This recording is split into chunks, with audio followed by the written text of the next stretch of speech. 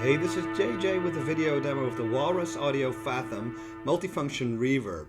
This is a pretty elaborate reverb pedal with 4 distinctive different modes, and those modes are Hall, Plate, Lo-Fi, and Sonar. Of course, halls and plate reverbs can be found in a lot of other reverb pedals, but especially the Lo-Fi and the Sonar modes make this pedal unique. Now, besides your standard mix and decay controls for a reverb, so how big the reverb or how long the reverb is and how much of that signal is mixed in with the original signal, it's also got a control to tame those highs, which is appropriately labeled a dampen. And there's this X dial that operates different parameter depending on which mode you're on. Then there's a little mini toggle switch that allows you to set to low, medium, or high modulation for you to decide how much modulation you want going on in those reverb trails. Besides the regular bypass switch, it's also got a sustain foot switch, which is a momentary switch, and you can press and hold that with your foot to infinitely sustain the note or the chord or whatever it is that you're playing at that moment.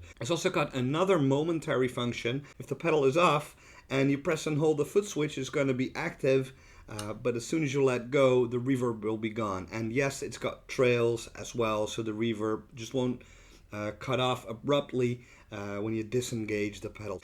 First up on the program dial, you will find the letter H, which of course stands for Hall Reverb, which is kind of like a really large space. And in that particular mode, the X control sets the pre-delay, which is kind of like a delay time. So how soon the reverb is going to kick in.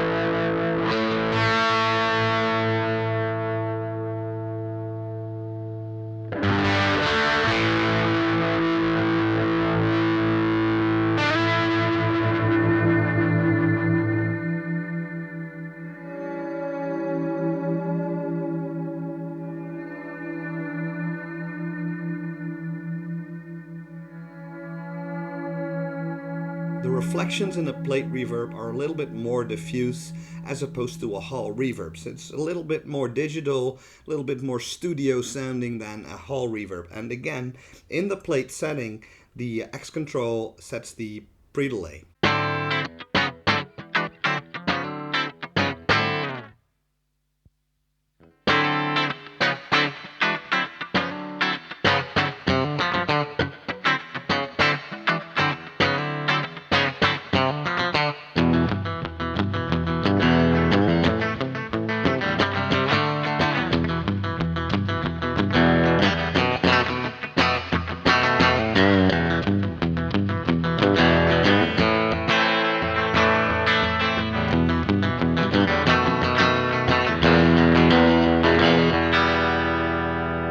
Now, the Sonar mode is the most Fathom kind of reverb that you will find on this pedal. Kind of like deep sea effect, like whale-like noises, if you will. And the X control determines what kind of sub-octave and overtones are going to be in the reverb sound.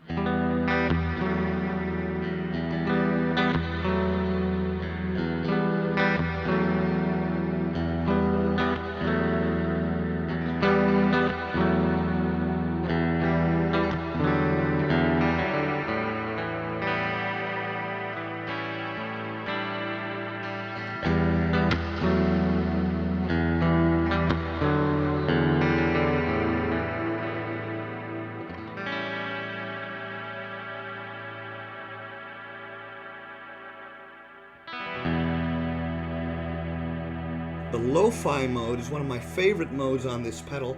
This has kind of like, like an old cassette player kind of vibe to the reverb trails. And in that mode, the X control sets the kind of the filter, I suppose you could say, the filter of the reverb trails.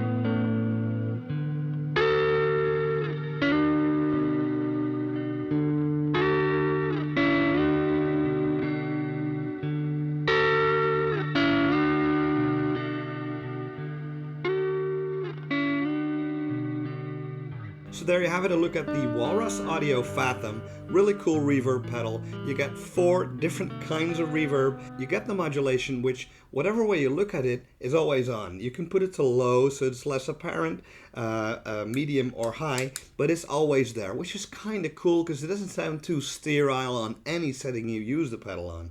It's always really cool to have some sort of tone control, like the dampen control on the Fathom. When you're going into a dirty amp, you don't want that really, like crystalline brightness of the reverb. You want a darker reverb, so it's cool to be able to tailor that to the amp that you're using.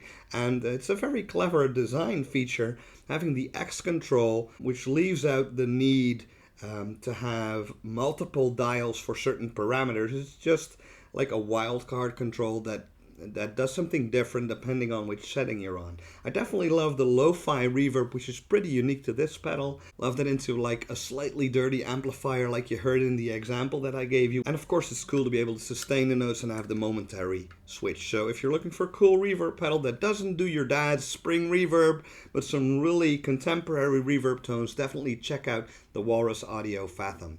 Take care, see you next time. Signing off, JJ out.